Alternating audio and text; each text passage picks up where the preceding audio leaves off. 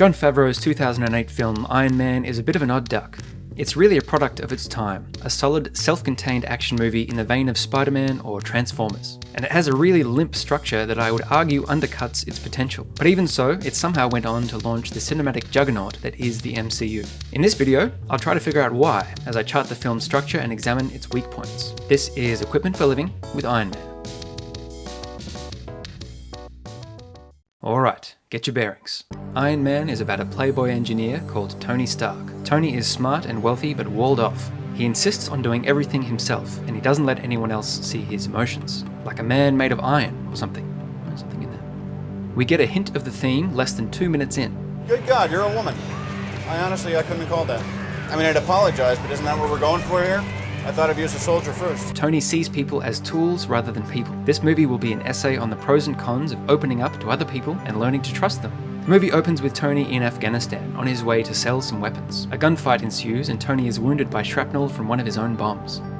By minute 4, he is captured by terrorists. This is a very early call to adventure. Back to the Future also does this, with one call at around 5 minutes and a softer nudge around minute 17. Let's see if Iron Man does that too. For now, we enter flashbacks, a foolproof way to handle the refusal of the call. We get some pretty bald-faced exposition and meet the central cast. We meet boss Obadiah Stane, who seeks to exploit others. We meet best friend Rhodey, who as a fighter pilot represents the ghost in the machine. And we meet love interest Pepper Potts, who wears her heart on her sleeve. We see Tony doing his job of selling weapons, and by minute 17, we've synced back up with the opening. Also at minute 17, just like in Back to the Future, we get a nudge. Tony is being kept alive only through artificial means. He has kept his heart shielded all his life, but now it's in real danger. How will he respond? His captors want him to build a weapon, and he pretends to oblige. With the help of fellow prisoner Yinsen, Tony instead builds a powered suit. And when his captors threaten to kill Yinsen, Tony risks his own life to save Yinsen's. He's taking his first steps towards saving his metaphysical heart. This happens at minute 31, 26.5% into the film's runtime. Tony is becoming vulnerable and putting trust in others. He is changing. This moment where Tony risks himself for Yinsen constitutes the break into Act 2. And right after this break, we get classic honeymoon moments, like a montage of Tony creating the suit and a fun action set piece of him escaping the cave. Sadly, Yinsen buys the farm here, but we can tell his death fuels Tony. Tony is now ready to stand in solidarity with others. He makes good his escape, and by minute 42, Rhodey's rescue team picks him up. This is the point where the movie starts to have trouble. The preceding 42 minutes are fun and action-packed and chart the complete growth of Tony Stark from self-absorbed playboy to an Avenger with a conscience. Tony has defeated his antagonist and solved the problem with his heart. The first 42 minutes of Iron Man feel like a complete movie in its own right, but we're less than halfway through, so what else is there for the movie to do? At minute 42, 36% in, Tony is reunited with Pepper, whose compassion is visible. Pepper constitutes the B character in this story. She will teach Tony how to put his heart into the hands of another, and the movie just kind of treads water for a while, announcing Tony's change of heart, butting heads with Obadiah, a great scene where Pepper replaces Tony's artificial heart, Rhodey rejecting Tony, and Tony building a better prototype. This culminates at minute 58, 49.5% in. Obadiah explains to Tony that the board is losing faith, putting a timer on Tony's ownership of the company. Obadiah asks Tony to throw him a bone, to work as a team player. But you gotta give me something to pitch him. Let me have the engineers analyze that. Note that Pepper is present in this scene because she is the B character. And then things actually don't get worse for a while. This is where the structural problems escalate. We get more suit builds and fun romance with Pepper, and then abruptly, super early at minute 73 or 62%, Obadiah reveals that he has betrayed Tony. This should be the lowest point for Tony in the movie so far, but that actually came way back in Act 1 when he realized his heart was broken.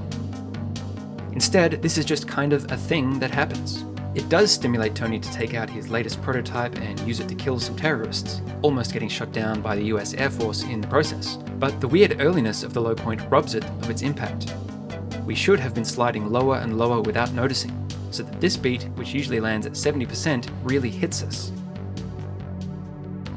Instead, it's just another in a cavalcade of assorted events. This movie is just one damn thing after another. What damn thing happens after this one?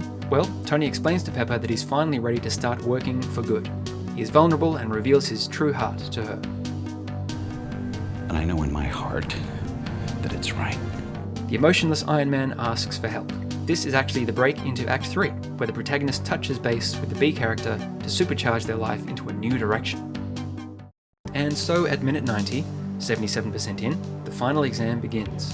Did Tony really learn to see people as people rather than tools? In this act, which runs uncommonly long, we will find out. Pepper manages to steal a MacGuffin from work. Obadiah paralyzes Tony and takes his heart, forcing him to go back to his old one. Tony then goes and fights Obadiah in a scene that looks like a legible version of Transformers. Tony tricks Obadiah into flying too high, seemingly defeating him. But then, 109 minutes, or 93% in, Obadiah strikes back. This is the reversal, forcing the protagonist to sacrifice something to the theme. Tony devises a plan to defeat Obadiah, but it requires putting his life in Pepper's hands. It requires trusting Pepper and sharing Tony's thoughts with another. Because Tony learned the theme, the plan works. All that remains is a very brief denouement, in which Pepper gently rejects Tony.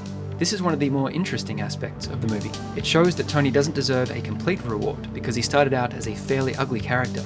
And it also tips Marvel's hand that this is the first in the series. They deliberately left themselves somewhere to go in the sequels. We end on Tony revealing to the world that he is indeed Iron Man, which was novel in 2008, when previous superhero movies involved secret identities. The structure of Iron Man is a bit of a dog's breakfast. It is just barely conformable to 3-act structure, but I would argue its deviations from structure hurt it. All tension essentially resolves at minute 40, when Tony escapes the cave. All Tony's growth is compressed into those opening reels. By the midpoint, we've lost track. What's the objective? The story has to shift and shift again just to keep going. Who's the bad guy?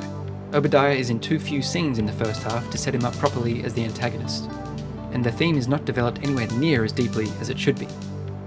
The end result is a disjointed film that lacks memorability and squanders the excellent symbolism of a man made of iron whose heart is on the outside. I mean, come on. Historically, this movie is an interesting comparison point.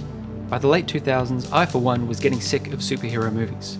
We'd had a wave of classics like the first couple of X-Men and Spider-Man movies, but then enough duds to feel like the genre was losing steam. 2007's Spider-Man 3 jumped the shark, and 2009's Watchmen deconstructed the formula in a way that felt like we could never go back to straightforward superhero movies. But that's exactly what Iron Man was, wedged between those releases in 2008. A functional but unexceptional entry in a fading canon. Except that Iron Man, and arguably the later films in the franchise, kickstarted a change in the way we watch movies. Later movies really dialed in the structure, arguably to their benefit. I can only assume Iron Man is not popular for its story, but for its character. Tony Stark appeals to audiences. Everyone wants to be smart, and we are told in this movie that he is very smart. He's a great protagonist for us to project onto. His dialogue is written in a way that dumb people think will sound smart to other dumb people. You're kidding me with the handout, right? Is it cool if I take a picture with you? Yes, it's very cool. And it kind of works, because most of us are dumb. But it doesn't work quite as well as most of you think it does. Moreover, it's become a cliche to say this, but Robert Downey Jr. really was born to play this role. His performance is probably the most fun thing about this movie, which is why it's doubly confusing that the movie gets all of his development over within the first 40 minutes. He fares better in the many sequels when he's juxtaposed against other heroes, but this origin film is, as I said, an odd duck. The first 40 minutes are great, and the sound design and film photography really help it stand out from its 20-odd sequels, but it remains a strangely forgettable early entry in the franchise, thanks to its loose structure and undeveloped theme. And it functions as a reminder that the best stories function not as simply one damn thing after another, but as equipment for living. Thanks for watching this breakdown. If you found it insightful, please leave a thumbs up. As always, if I've missed something or another interpretation occurs to you, leave a comment. I'd love to hear your opinion. And if you'd like to see more movie breakdowns, click subscribe and ring the bell icon to make sure you don't miss any future videos.